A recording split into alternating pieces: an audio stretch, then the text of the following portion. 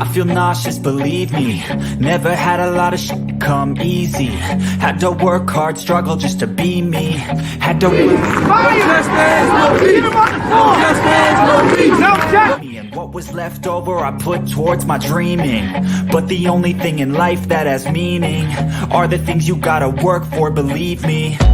Take into your hands a plan, your own hands can land your own brand. And damn, I feel like no one takes accountability. They want the credibility, convincingly unwilling to put in the hours it takes to get some power. Don't be f***ing sour, take a cold shower. Scream until you're louder, work until you're prouder. And f*** all the doubters, they're just your downers. I swear to God they all let me down. I always fought. I can tell you that 7 years after Freddie Gray, that was 2015, spring, April, May. This is 2022. Communities like Sandtown, all we saw then and now in terms of investment was a renovated Western District Police Station and a new funeral home. That's what West Baltimore got. A new police station and a new funeral home. What kind of optics are they?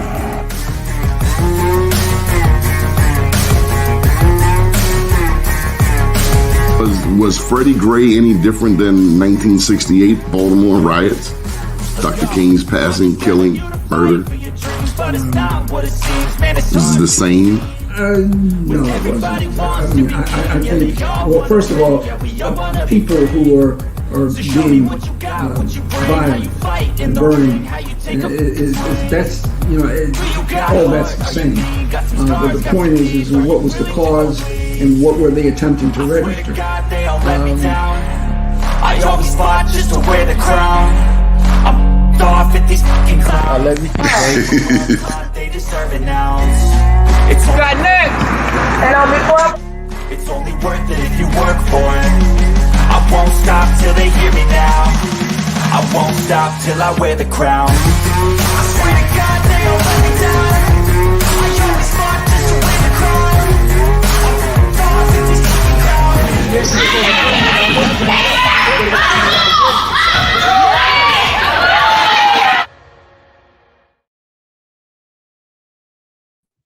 First name's Donnie, last name's Glover. In it to win it for the long haul, baby. I hope that you are doing well. All right. So for those who do not know, and I tell you, I've just been working on this light here. We have a special guest coming on today, Mr. Leslie Vass. Now, from day one, Be More News has had a 5-point agenda. The 5-point agenda includes Black business, first and foremost. You know, that's near and dear to my heart. I grew up in a family business, and it brings to mind a recent event we had, and a lady asked me, could she bring her children? Or she said she couldn't come because she had her children. And if you know me, then you know I'm going to tell that lady and anybody else, bring your kids. It is important that we bring our kids to these business events. Having grown up in a family business, I got dragged to a lot of adult stuff as a kid. Business meetings, political fundraisers. I remember going to a political fundraiser for Art Murphy up Mondawmin. I remember it like yesterday. Couldn't have been no more than 11, 12 years old. My dad was introducing me to the political, how it works. You got to raise money. Every candidate has to raise money. But nonetheless, Black business. Black business is near and dear to my heart. Like Lieutenant Governor Boyd Rutherford said, the more Black businesses are empowered, the more they can hire. And nobody hires Black people more than Black people. Number 2, public education. I think one of the biggest travesties right now here in the state of Maryland is the fact that we raise all of this money through gambling, sports gambling, lottery. When it first came on board, came online, when the idea first came about in 73, the #1 beneficiary was education. That's what they said. That's what the politicians said. That's what the politicians said. We're going to raise money for education. And what we see now is they were leading us along, stringing us along. They were lying to us, the constituents, the voters. They lied to us. They lied, they lied, they lied. Because if you were concerned about education, then we wouldn't have classrooms without heat. We would not have classrooms without air. It is a shame. And we all going to hell with gasoline drawers on until we correct this situation. It's unfathomable that you have a new baseball stadium and a new football stadium, yet you've collected over $15 billion from the Maryland State Lottery and table gambling and now sports gambling. But you don't have heat and air in your classrooms. We have failed these young people. And Fox can talk about the squeegee kids from now until the moon, until Jesus Christ comes back. But it ain't gonna matter because we have failed. We have lied to these kids. We have failed these kids. We do not have adequate recreation facilities for these kids, the ones we claim to love so much. We lie, our feet stink, we don't love Jesus, and we go around smelling girls' bicycle seats. #3, returning citizen services. Returning citizen service. Oh, you like that one? Yeah, my daddy used to say, you lie, your feet stink, you don't love Jesus, and you go around smelling girls' bicycle seats. He did not like lies. Returning citizens. America has 5% of the world's population. Did you know that? We are 5% of the world's population. 5%. 5 out of 100 people on the planet come from the good old United States of America.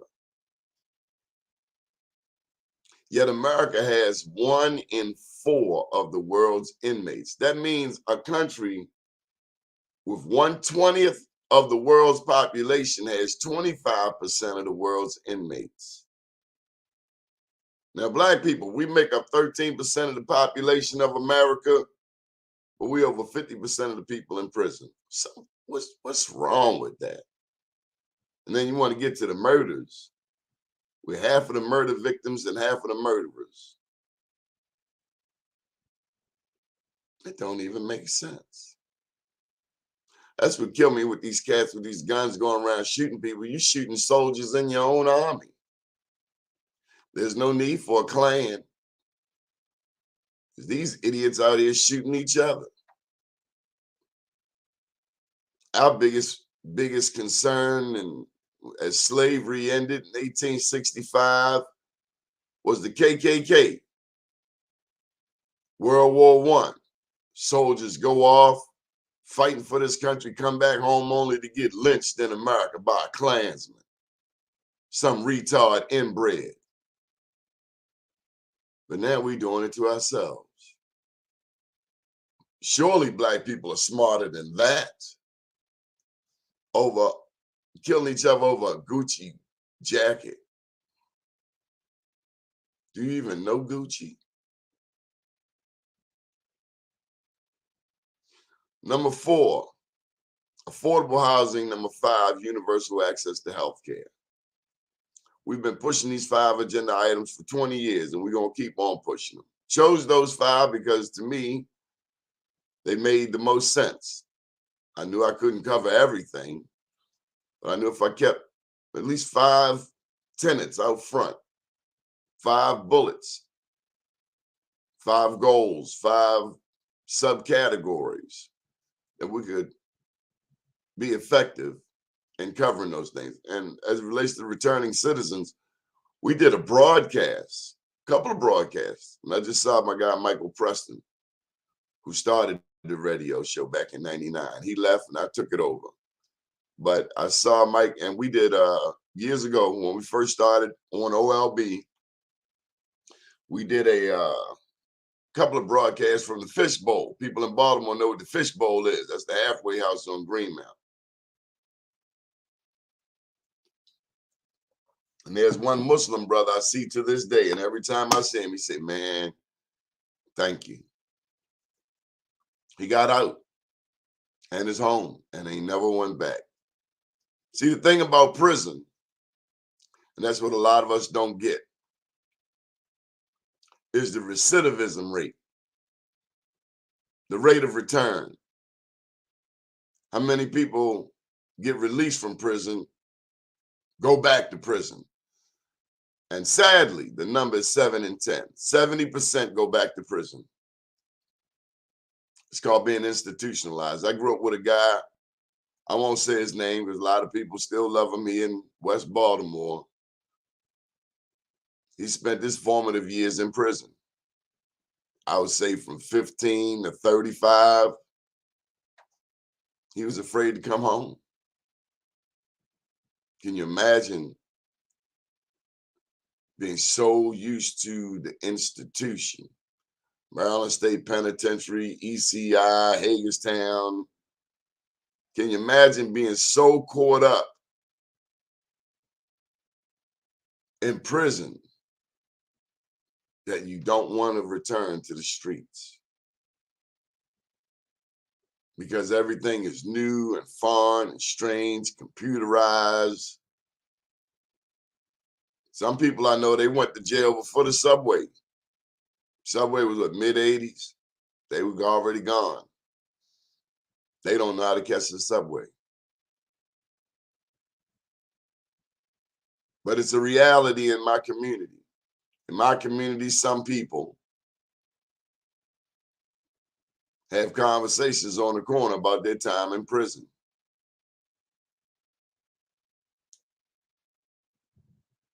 It's hurtful as a Black man to see that that is the thing we have in common, that we can talk about over and over. I want to talk about my days in Morehouse.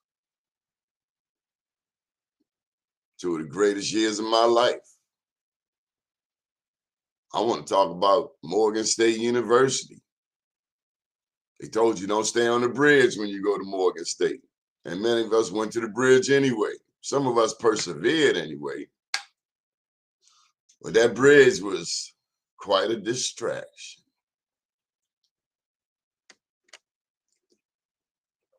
I want to talk about my first job. I don't want to talk about my first bit.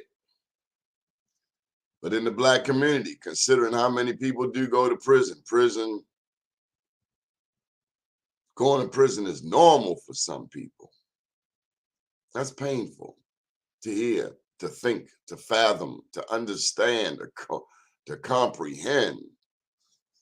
Going to prison is normal for some people.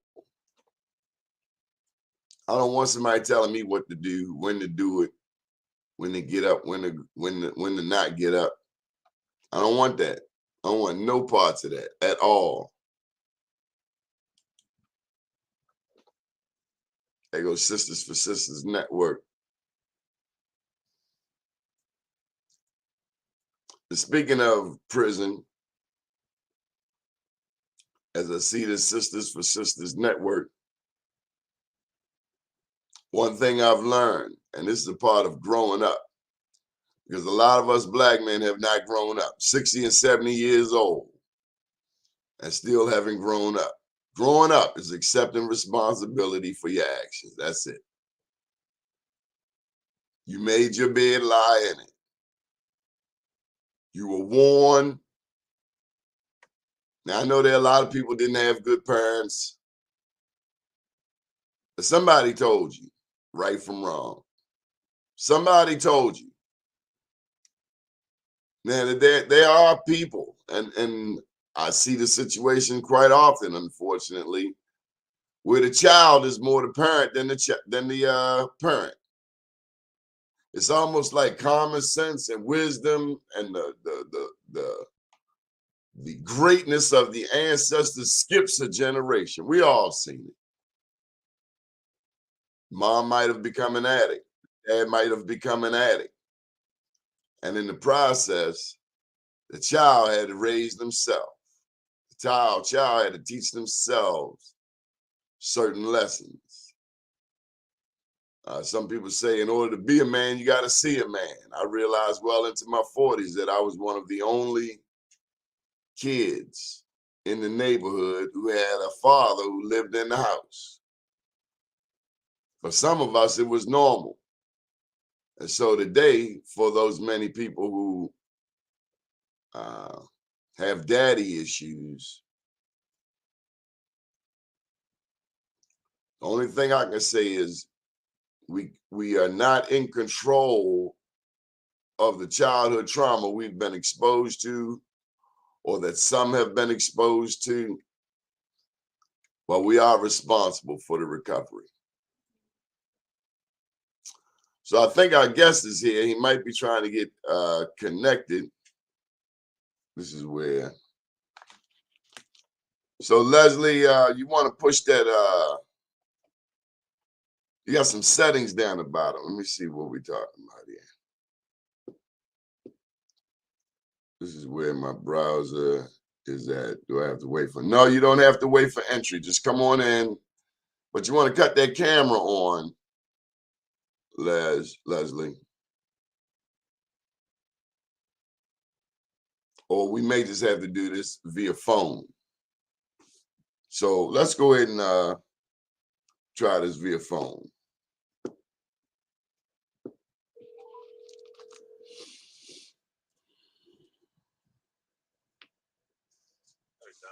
Hey, we're going to go with the telephone, okay? You gotta forgive me, man. I'm not the savviest tech person in the world when it comes to this. Okay, well, I think we can hear you loud and clear. Welcome to the show, Mr. Leslie Vass. Thank you. So we're live right here on blackusa.news. Introduce yourself, Mr. Vass. I am one of those wrongfully convicted individuals who were in prison here in the early years, in the early 70s, as a juvenile from the age of 17 to 28, for an armed robbery that I was accused of that happened in 1974 when I was attending Southern High School and playing on the basketball team there and all. I ended up receiving a 20-year sentence for robbery with a deadly weapon and use of a handgun in the commission of a felony. Most of my time was spent between the Maryland State Penitentiary, the MCI, Hagerstown facility, and the Maryland House of Corrections. I became learned in paralegal services when I was in prison in Maryland State Penitentiary when death row was directly above me. I was taught by individuals who were up there. I then went forth and was fortunate and blessed to be able to find out the name of the individuals that I had actually been mistaken for, and finally was able to get someone came into the institution who knew about my story, told me that it was their stepbrother that was the one that I had been wrongfully convicted of. It took the state 2.5 to 3 years later after that before I was actually released. And I then petitioned the state of Maryland for compensation, became the first exoneree to receive compensation from the state up under then William Donald Schaefer's administration. Prior to that, I received a full unconditional pardon from Governor Harry Hughes for the charges that I had been wrongfully in prison for. That was done by someone that I hold in high esteem, former Congressman Perrin Mitchell. Rest in peace, brother. So, since my release from incarceration, I have actually worked for the state of Maryland in different positions as a fiscal auditor, employment specialist, and as a paralegal intake specialist for the public defender's office. I started my own paralegal service, which was called Legal Wizard Inc. I worked on numerous other individual cases, helped prepare their release with information that I've supplied. And I just recently was awarded compensation up under the Walter Lomax Act from the state of Maryland in the amount of $577,000. The issues that I've been having, Donnie, has been since I came home at the age of 28, I've been constantly impacted by the wrongful conviction that the state admitted that I have not been convicted of correctly. And my issue is if I have all these constant expungement orders that's been put in and signed by different administrative judges over the years, why do I still have to answer for this no matter what comes up?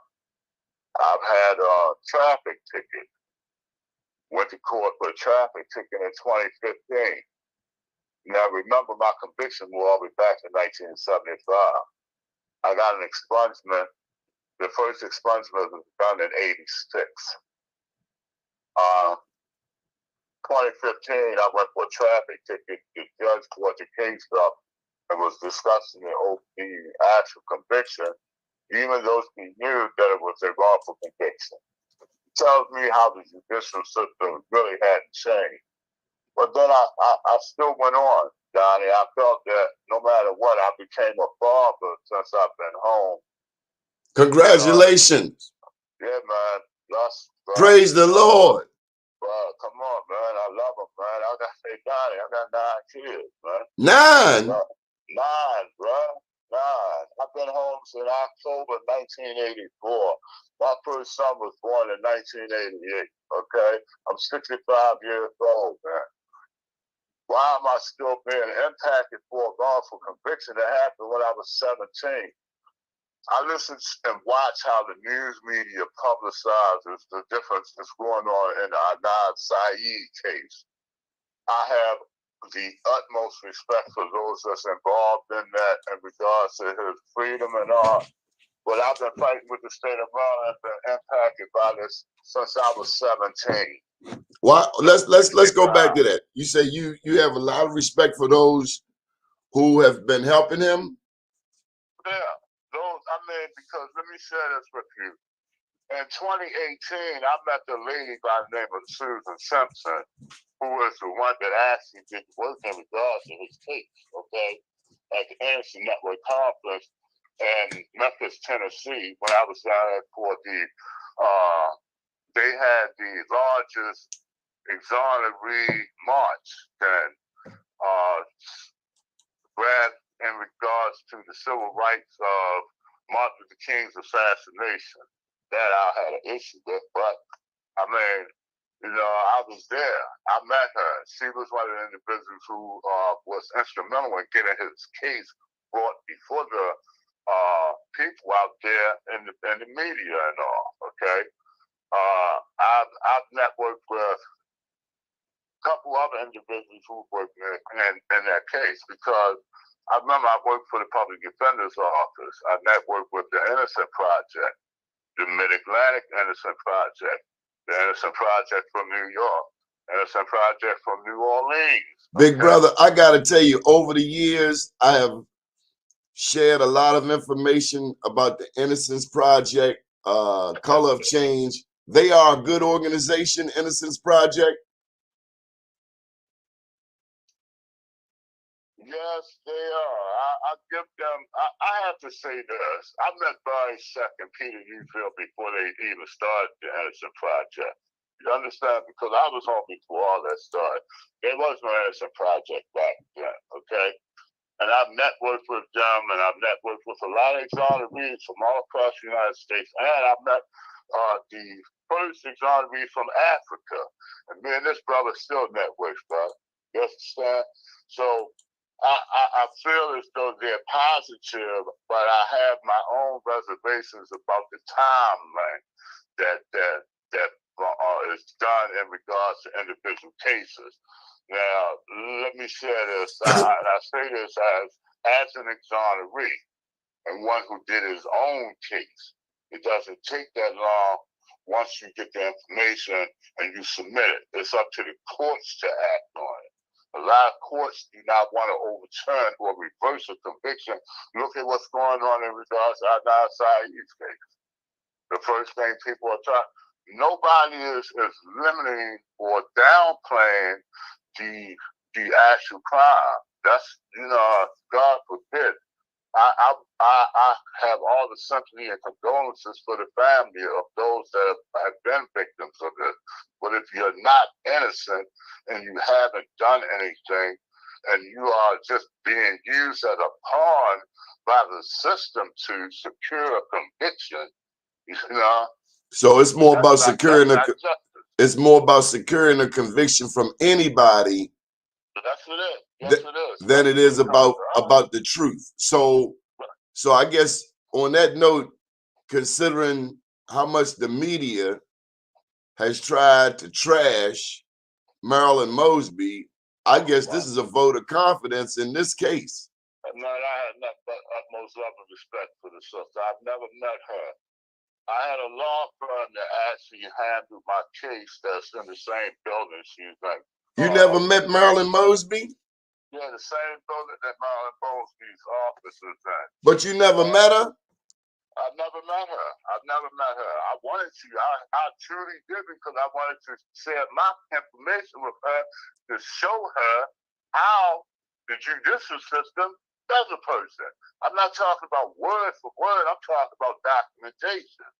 I got paperwork to show that a governor, an attorney general for the state that represents the public safety and correctional service system actually applied for and got an expungement order done on my behalf.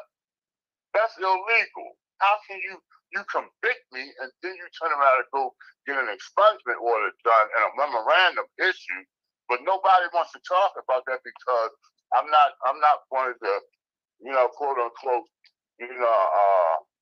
popular exonerees, because I speak what I feel. Hold up, you ain't so popular, so you're not supposed to have any feelings about this. You're supposed to just go along to get along.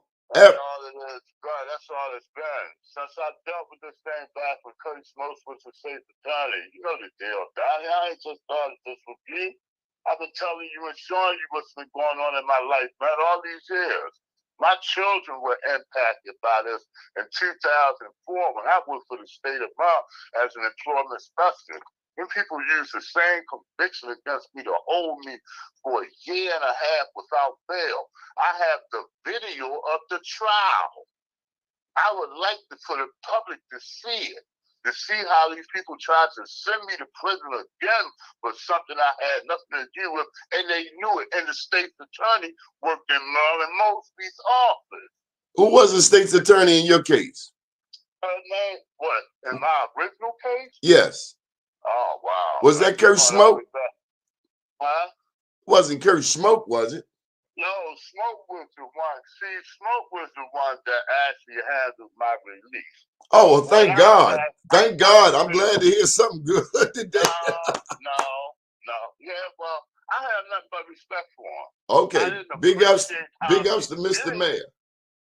I didn't appreciate he became the mayor, didn't do shit, didn't do nothing to help me then. But yet instead on Shelly Line, he said he was going to do something. I tried to get appointments with him. He made appointments with me and then canceled them, saying it was a conflict each time. Well, Mr. Vass, when he became the dean at Howard University, I was dealing with organizations down in New Orleans that actually had students from Howard University going there to do work for the people who were in Angola State Prison. So I backed up. Angola, because I didn't want my issue to create a conflict. Angola prison down in Louisiana? Yeah, down in New Orleans. That's where my partner John Thompson came from, the fellow that served 18 years on death row in Angola. That was my soldier. That was my brother. Me and him started Resurrection after exoneration. Great. Mr. Vass, you have to, can you share with me She like that. I heard you just used the word, that was my brother. He passed, bro. He passed from a heart attack. You understand? I was on the phone with him. He got off the phone with me, man. We was talking. My birthday is September the 7th. His birthday was September the 6th. A couple days before his birthday, we were on the phone talking. He has property there. And he was talking about the young lady here that lived in one of the properties had started acting crazy and he wanted to have her removed. He had called the police, they was waiting for him to come. He sat down, he told me, he said, man, I don't feel good. I said, Slim, I see you stressing too much. He sat down, he said, let me call you back. He sat down, from my understanding, on the step was waiting for the police to come and they said he fell over. He fell over, they said the ambulance would call and everything. You can read the story. Oh, you look for John Thompson, New Orleans. Mr. Leslie Vass. Yes, sir. Right now, people are getting ready for this Santa Claus Day. And I see a lot of us, and I'm talking about us, because that's who I see the most of, stressing over a holiday, stressing over money, stressing over difficult people. You saying your soldier had a heart attack, and part of the underlying cause was this woman, was this person he was trying to help that was causing him stress. Any advice for us on dealing with stress? Donnie, knowing being where I'm at these years now, and the things that I've experienced dealing with the state of Maryland and the mental stress that has caused me, man, over the years, I've learned to lean on faith, man, and keep it moving. Not going to allow anything or anyone in my space that's not positive. I don't care who it is or what it is. I'm tired. I want to live life and enjoy life. I haven't, Donnie, the state of Maryland stole a life when they took mine. You understand, bro? Yes. I'm being honest, man. People think about money and be stressed. People think about everything else, but they don't recognize the reality that just being able to do and wake up gives you the opportunity to make a difference. Amen. You saying the fact that God woke us up, that alone is the gift. That's the gift, bro. What we do with it is where we go from there. I ain't in jail no more. Everything I do is go forward, not backwards. I've stumbled because I'm human. You know what I'm saying? So how do you train yourself to look forward? How do we do that? I think the whole world. 1 foot at a time, bro. 1 foot at a time. 1 foot at a time, right in front of each other. You understand? Keep it moving, man. I heard Judge Maybelline say on one of her commercials, she said, no matter what you're going through, if you keep walking, it was so simple. She said, if you keep walking, you're going to get through it. And that makes sense. That's it, Don. That's it. That's all we can do, man. Mr. Leslie Vass, I saw you on Pennsylvania Avenue over there by the mural, and I remember seeing you, and I want to thank you for being a kind person in the middle of Pennsylvania Avenue community where they selling dope, coke, rock. I remember seeing you, and you were like a breath of fresh air. You had a smile on your face, and you inspired me that day, because I said, if Mr. Leslie Vass can smile, I know damn well I can smile. That's it, bro. Come on, man. That's it. Love you, man. I got all the respect in the world for you. Talking about emoji till I said I would really love to meet her, man. I'm going to do better than that. I'm going to send her your number. Please, sir. Thank you. I wish I would have known sooner. Shucks. Look, man. When I got back here from California, I'm going to be honest with you, I was traumatized, man. I was homeless and traumatized. The COVID had come when I was en route back here, my vehicle broke down in Santa Rosa, New Mexico. I was down there for 4 days. Oh man, then when I finally, by the grace of God, was able to get back here and try to get situated, I'm notifying the state about what happened out there. Here it is 2020, 21. And you people still coming up with this thing that you took a job from me. I need to work 1 year. I need a job now. 65 years old, after all I've been through with the state, I need a job to work 1 year to earn my full retirement from the state. After everything I've been through with these people. So now Sister Jill Carter, Senator Carter, set up an appointment for me to meet with the governor, the treasurer, and the controller for the state of Maryland. They did a Zoom meeting with me about my complaint, right? They got it. That was last year. They ain't did nothing. They think that because they gave me that compensation from the Walter Lomax Act, it's supposed to satisfy me. They forget they bought a life. I'm not cheap. They took my life. I was playing basketball. Do you understand, bro? You know? And so I got to keep on moving. I got to keep on striving and step forward and tell what's going on and let people recognize this is a civil rights violation of the utmost degree. I've read of many cases, but I never believed that I would ever have to deal with something like this for as long as it's been 46, 47 years. I wanted to ask you, when you learned about Nelson Mandela coming off of Robben Island after 27 years, could you relate to that at all? Yeah, I could, man. Yeah, I could. What crossed your mind? What crossed my mind? He breathed a sigh of relief just to be away from the atrocities of not having a right. You know, when somebody tell you when to go to the bathroom, how to go, what to do, how to think, what you are, who you are, you're nothing. You know, when your whole being is nothing but that.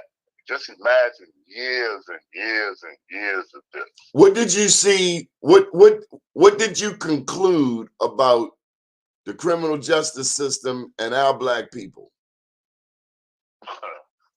Now you know what it is. They said miseducation. Now this is the total corruption. This has been going on for years and it's still continuing. There are organizations that are fighting to try to minimize it, but there are others that are stronger than that are still standing on their principles of that old buddy, old boy system from years ago. So that's part of this, and it's going to stay part of this system. You know, I shared some statistics before you came on that America represents 5% of the world's population. Right. But America has 25% of the world's inmates. Black men are the largest demographic, and black women is the fastest growing demographic. Yeah. So now our sisters, and you look on these streets and you see sisters. I know, man. I see it. Sisters looking rougher and rougher, and sisters looking like Ravens linebackers. Jack.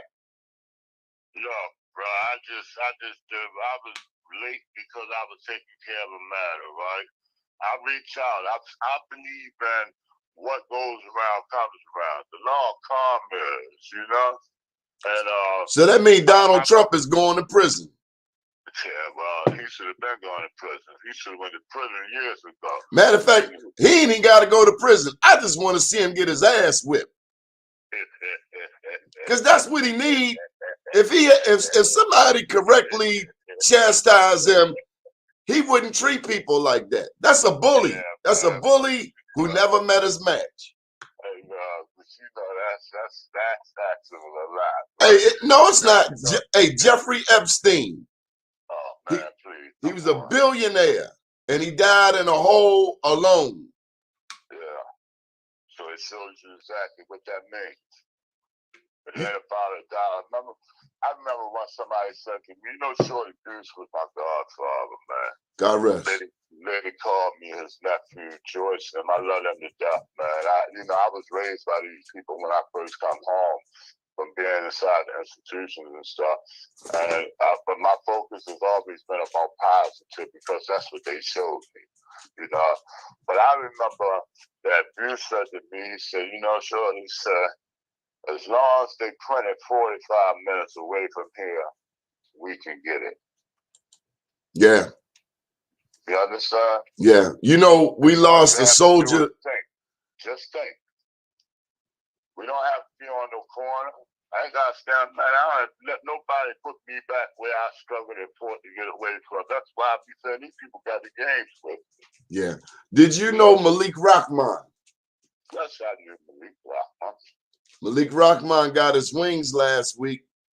Really? He went home to glory. He had Oh, I didn't know, bro. yeah. I heard about JW down on Emerson Avenue. Yeah, Malik Rahman. And they said Malik in his day helped a many brother come home. My brother, man. Good soldier, man. Good, great brother. I think we was in Hagerstown together. I believe we was in Hagerstown. I didn't mean to cut the guy off. I'm sorry, man. How did you keep your humanity? Look, I went to prison when I was 17, a kid. I was locked up with other individuals. I won't name a lot of these individuals because these individuals, people end up owning clubs and all that other kind of stuff and becoming well known in the Maryland system about other things, okay? And all of us grew up in that environment, and we were what they call comrades. We had a respect for each other as men, as youth, until we became men. That respect is what you're saying when I got off my car down there. Yes, sir. With the brothers down there around Pennsylvania Avenue. Yes, sir. When I go over East Baltimore, the same thing. I go anywhere, wherever I go, because that's where I cut. I cut that way when I first went to prison, and I cut that way as I'm home. And I live by that. There's certain rules that's embedded in you that you don't have to talk about that specifically. It just states what you did. Simple as that. So, you know, some guys be talking about, that dude ain't no man. I don't want to hear all that, man. I ain't got no time for nobody like that. I'm on some other stuff. It's about progress and moving forward, man. As long as we beat up on each other, man. I've lived in Bed-Stuy, Brooklyn, New York, and everything as a child before I went to prison. I learned a lot. I lived, okay? What you know about Bed-Stuy? You know about Nostrand Avenue, Fulton Avenue?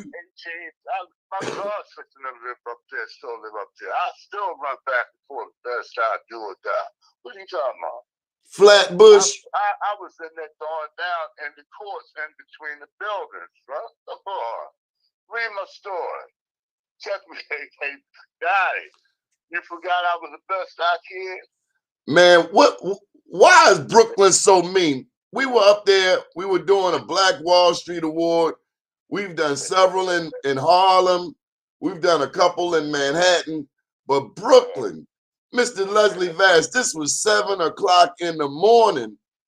And this old lady was driving. She was at the traffic light and taking too long. And this young brother cussed her out like she was a sailor. I'm like, it ain't even 7 o'clock. Hey, look, I don't know what to say, but I have to say this. The younger generation I believe what it is that the direction that has been given to them, they choose to take their own, right?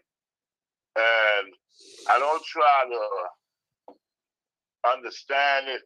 I try to navigate with them to the point where they'll see where I am and what I do, and hopefully that gives them a different view of what's forward, what they need to do forward. You know, because it's I don't mean no harm, man. I hear the news, man. The case that's going on with young brother down there that happened, the squeegee thing, man. And I stop and I think about when I was 17 and I went to the courthouse July the 2nd, 1975, just thinking that I was going there for a hearing and end up getting getting locked up and end up getting a 20-year sentence and didn't see the streets for another 10 years. You understand? They threw that charge on you. You see what I'm saying? And I look at now and what's going on. I'm glad that Mr. Gordon has his case and is doing at least what he's supposed to do as an attorney, because he's securing his rights. If a conviction happens, I'm not saying that it's not, if it is, whatever, because nobody has control over that until it goes before a jury. But the thing about it is, it's sad that a situation of that magnitude had to come about, and look at the kids that are involved in it. You know, Mr. Vass, as you're talking, I remember as a young kid, they said, don't throw bricks at the penitentiary. That's right. Have you ever seen young people this off the hook before? Never, man. I don't mean no harm. I don't, to be truthful with you, I was out Cali, out Oxnard. I used to go in the city and network with a dude that was a former basketball player that played for the Miami Heat out there, a friend of mine. And I rode in Compton. I've been around. I've seen different things. I've been to New Orleans, down in, Ninth Ward and all that. You understand? On St. Bernard and Charles and all that down there.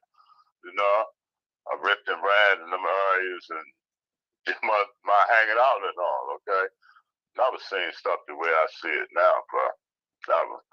And it's sad. It's sad, you know. And I look at, I got grandchildren. You know, I have children, I have grandchildren now. I have grandchildren that are just turning into teenage years, you know. And I try to maintain a close contact with them as much as I possibly can with the ones that I'm allowed to see, you know.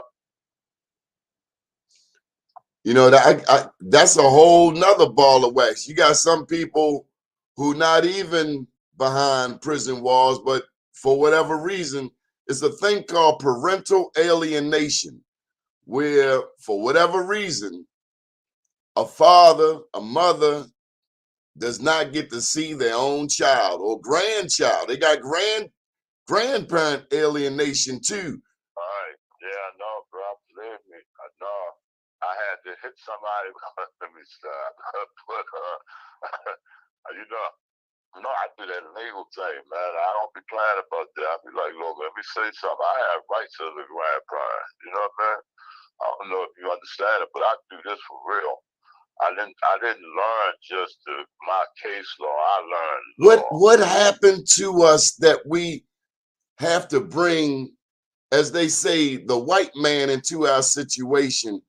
What happened to us that we fell so low? And a guy wrote on there, Quest wrote, his daddy issues. What happened to us? Is this just slavery relived, Willie Lynch all over again? To me, that's what it is. Let me share something with you, Donnie, that happened to me that really caused me to really want to leave Maryland and never come back here. In 2004, I was working for DALA, Department of Labor, License and Regulation. Yes. John Jeffries, Senator John Jeffries, was the secretary of the Department of Labor, License and Regulation at the time. I got in the job in 98. 2004, I was a spokesman. They had me going out doing speaking engagements and everything in regards to DALA, what it was about, Department of Labor, License and Regulation, what it was about and everything. I was getting awards, commendations, and all this. So I went to work one day and they told me that they did a random check of my name as they do all state employees, and a warrant had showed up. Come on, man. I didn't know nothing about what was going on on no warrant. So that was your job? That meant your job? Yeah, so they was at the job. He was at the supervisor of the actual security. You know what I mean? I don't want to miss him today because he did me a favor by telling me, boy. And what I did was I contacted a friend of mine who was a former delegate, right, named Ken Montague. I remember Ken. I know. I asked Ken to check to find out if it was a warrant for me, but I had done anything. I don't know why these people are actually doing this. So he called me back and said, "Yeah, Leslie." He said, "But it's not showing what a charge is or nothing." I said, "Man, we need to get this resolved because I don't need no foolishness with these people." So he said, "All right." He said, let's arrange something so we get you processed. We can walk you through, get you processed." At that time, Donnie, I was part owner of a bail bond business called Action Bail Bonds that sat directly across the street from Baltimore City Jail. My partner was a guy named Ray Frazier, who was the oldest African American bail bondsman here in the state of Maryland. Him and that guy named Hawk over there on Greenmount Avenue started out together years ago in the 50s when they was doing that, right? So I'm thinking, all right, well, whatever this foolishness is to get it taken care of. They walk me through, I get in there, I turn myself in. Imagine, after being locked up for something that you didn't do, actually turning yourself in mentally, putting yourself together to turn yourself in to these same people who shown you their system ain't no good. But before I went in, I had sense enough to take $80,000 in bail bonds with me. My paperwork showing that my records was expunged and all this stuff. When I go before the court commissioner, she asks me a question. Mr. Vass, okay, the charge I was charged with was first-degree attempted murder, first-degree attempted assault, all this other related cases, charges. So I said, Miss, I don't know anything about none of this. She said, well, have you been convicted of a felony since you were 18? Now, the only felony I was convicted of was this armed robbery, right? But it's been expunged. I got a pardon. It's been 2 times that I got 2 more pardons. So this is a trick question. Yeah. No, Donnie, just listen to this. They took my kids and put my kids in foster care. Told me that I was denied bail based on my wrongful and put my 1975 armed robbery case. I have a video that shows the bail review hearing that. Do you understand? You mean to tell me you people are so insistent upon making me a criminal, no matter what I do to try to move forward in my life, without your help, the same stuff that the Walter Lomax Act supposed to have that you get, I was supposed to get when I made an agreement with the state. I had the full agreement signed by them, the original, signed by them, where I was supposed to get assistance with housing, all this other stuff that they supposed to get, that they put in the Walter Lomax Act, was in my agreement with the state of Maryland. So you ain't giving me nothing but what I should have gotten back then. You know, Mr. Leslie Vass, I want to commend you for being a shining example of not giving up, because these devils have done everything possible for you to just jump off into a subway train. But God made you strong enough to endure this, to teach us what we are dealing with. The average person would have took their own life a long time ago. But you have been strong enough to maintain, knowing that these devils coming at you. And you know, I was watching television last night. It was a television show. And every time this white woman got in trouble, she had, and I'm not picking on white people today, y'all white people, you good white people, relax. But I was just looking at this concept of white privilege, like Karen, like white privilege wanting all of these extenuating circumstances. And I need you to understand this. And I need you to understand that. I need you to understand this. People in trouble want you to understand their situation. But these are the very same people who have no understanding of your situation. That's a horrible mentality.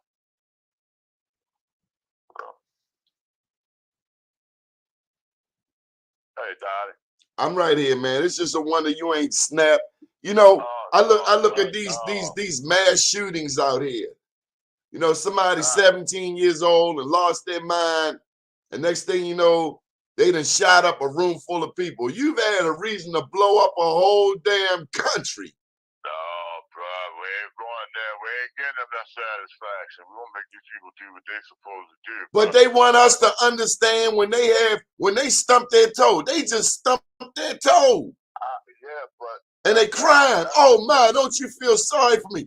Donald Trump, he wants us to feel sorry for him. When he shouldn't even, man. He's a traitor. He should be shot. Traitors get shot. He's a traitor. Hey, guy, he got that damn go get rid of him, boys. Because it puts white privilege on trial. Donald Trump is white privilege on trial. End of story. And if you don't chastise him, it's only going to come back to haunt you. You can push it. You can kick the ball down the field like they've been doing with our public education system. Kick the ball down the field. But like Malcolm X said, sooner or later, the chicken will come home to roost. And they're going to have to put that rabid dog down. Because it's only life and death. It ain't no in between. You going to choose God or you going to choose the devil?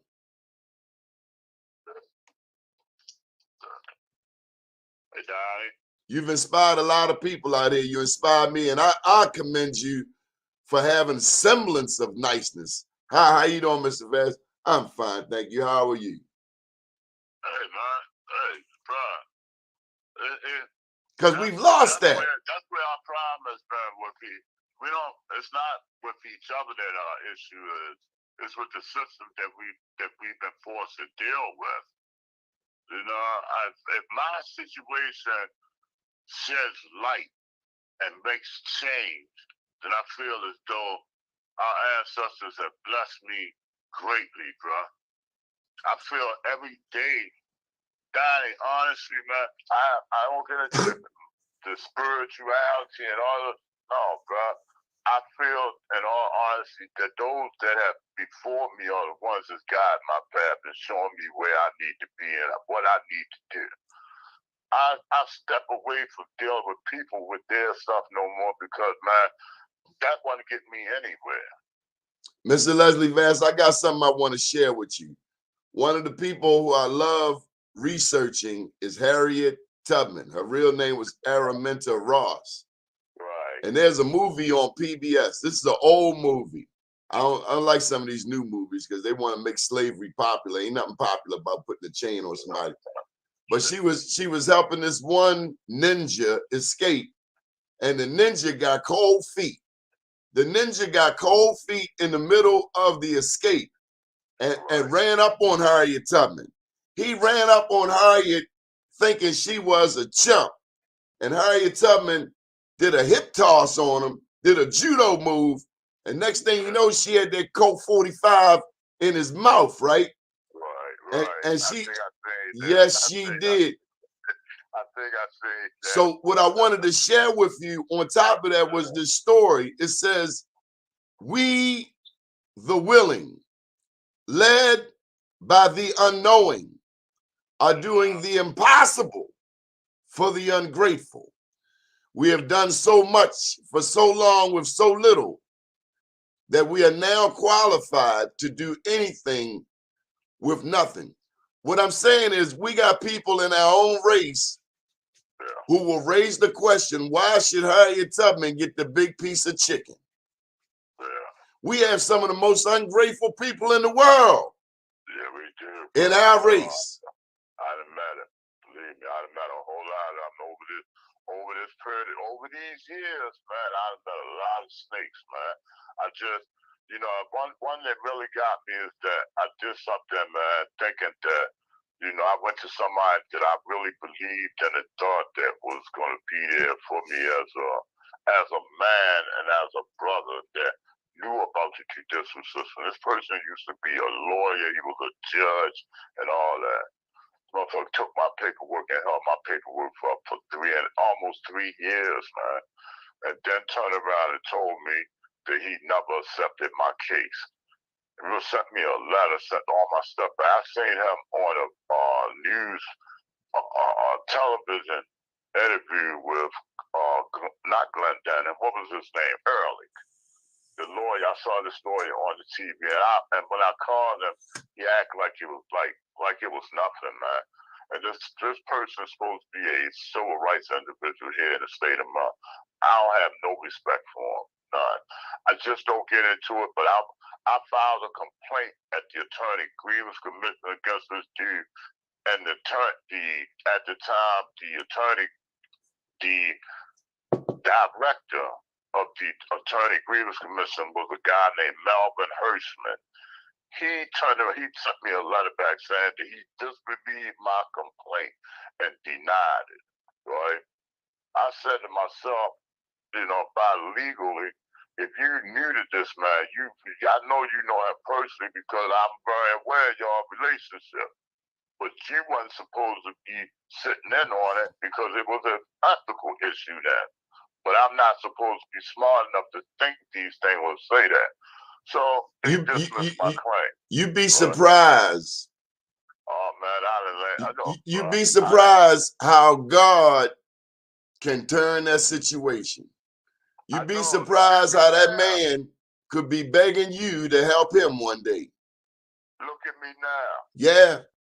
You'd be surprised. The good book. And I heard you allude to God. You said keep the faith. I know there's some times when you wanted to bust somebody's head, but I've learned, Mr. Leslie, just sit back, give it to the Lord, because God's payback, you can't touch God's payback. I know. Believe me, I've learned. I've proved. Don't you see me? Yes, big brother. Okay, come on, man. Look at all them other stories. Michael Oleska that was right back. Michael Oleska got kicked out of journalism for stealing people's stuff. He's a plagiarist. I ain't never plagiarized. I ain't gotta plagiarize.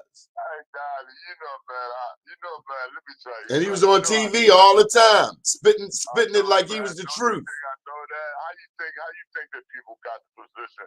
I can tell you and show you some things. Even the dude John Rydell, he took my story and him and Glenn Denham in 1995. Glenn Denham terminated my position with child support enforcement when it was with the state because I was going to do an interview with John Rydell down at Legal Aid. Legal Aid had approved it. The director of Legal Aid had approved it. It was scheduled to be done and everything. We go down there at my lunch hour, and next thing I know, we get a phone call from John Rydell saying that he's now been appointed to the Annapolis Bureau office, and he would be doing my interview. The man, the director of the legal aid said, "I'll be a motherfucker. These some bitch." Like, he said, "Man, I would never have believed these people would do this, but they did." But you know what? Again, Mr. Leslie. No, that showed me how cruddy this system really is. It's cruddy, but it's people. I filed a complaint against the city for them still using my case. They raided a house that they thought I had my paperwork in, knocked holes in the walls and everything. Had a search and seizure warrant, had never been signed by a judge. Mr. Leslie Vass will go round. Those some of the things I went through over the years, man. Will go round. It'll come back around. And if it don't touch them, it'll touch their children. You done seen it. You be like, look at the Kennedy family. I mean, damn. Yeah, man. Sad. I ain't saying people deserved it, but hey.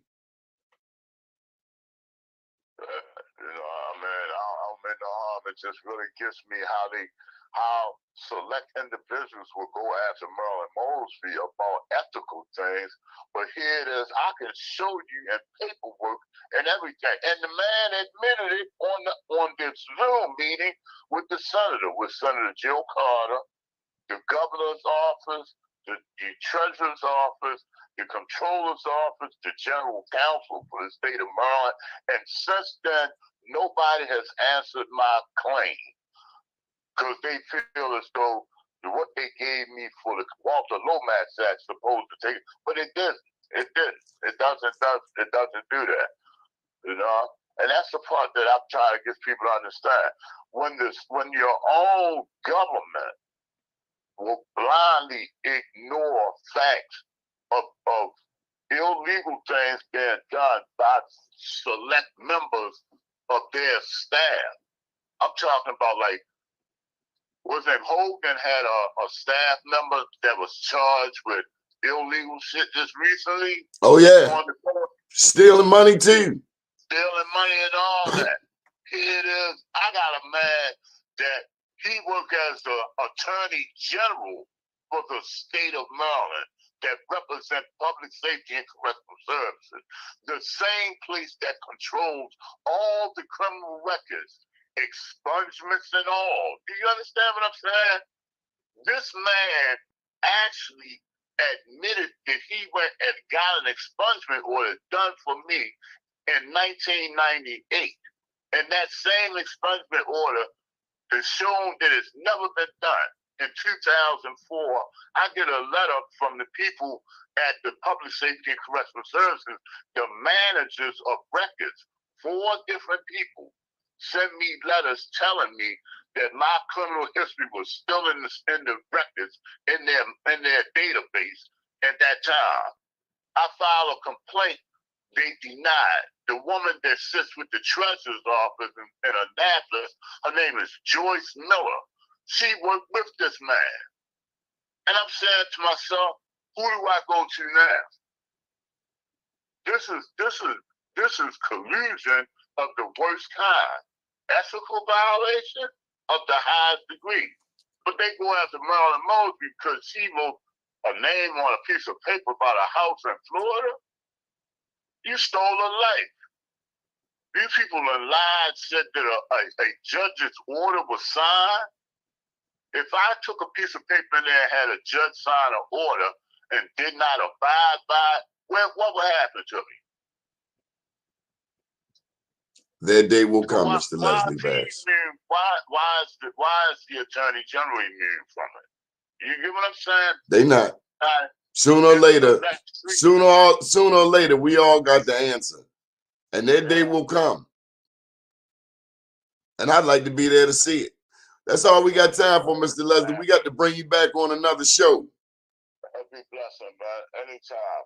Thank you for enlightening us. Thank you for inspiring us. And if ever I can be of service, you got my number. I appreciate you, bro. Thank you. And I'm sorry about the delay this morning. It's all good, big brother. Peace, man. Y'all have a good one. Take care. Yes, sir. We're going to get on out of here for the day, folks. Mr. Leslie Vass, Maryland's first exoneree compensated, but they're still taking from him. A lot to think about right there. I remember Kathleen Kennedy Townsend was running for governor. She told Malik Rahman he wanted to introduce her to some people. I'll never forget Malik Rahman telling me this story. He said, you know, Madam Lieutenant Governor, come here, I want to introduce you to some people. And this is what he said. He said she came over to him. She said, look, I'm not my father. I'm not my uncle. And turned her ass around and walked away. And you want us to vote for you. She found out, didn't she? My name's Donnie Glover. And you've been watching BlackUSA.News. Have a beautiful day. Hope you learned something. Treat people the way you want to be treated. Because what goes around comes around.